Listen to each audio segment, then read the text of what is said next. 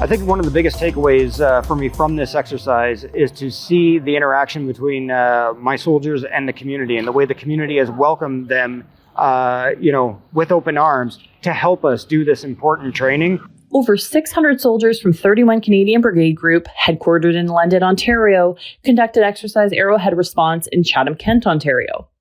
The soldiers were tasked with planning and executing domestic support operations in response to a simulated natural disaster.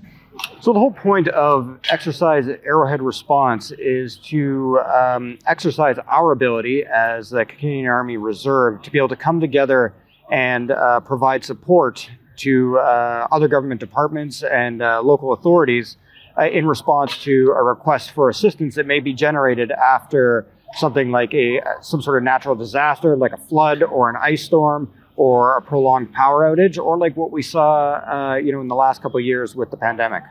So kind of the overall scenario here, surprisingly, despite all the sun you're seeing, the scenario was supposed to be reminiscent of responding to prolonged power outage caused by an ice storm. In addition to the municipality of Chatham-Kent, we've been working directly with the Chatham-Kent Police Department, as well as Chatham-Kent Fire, and then the Emergency Management Organization of Ontario. Yeah, leading up to the exercise, we were engaged in the planning for the event. We're currently playing an observer status, and here partnering with our Canadian Army, which we do routinely throughout the year. In order to be prepared, you have to exercise. Something like a significant natural disaster. We would have a request for assistance process where we would engage the CAF, and the armed forces would come out to provide that assistance.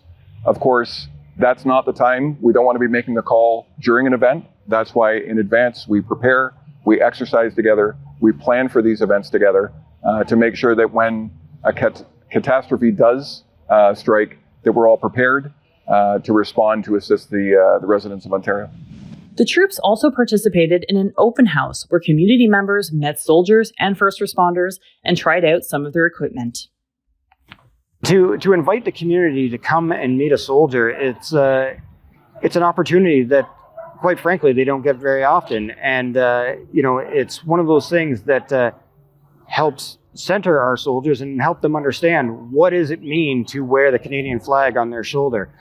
So to come here in this community, see that kind of support is good for that relationship building, and is very positive for both the morale of our soldiers, and it allows for some reassurance to the community to know that the Canadian Armed Forces is ready to respond and help them in a time of need.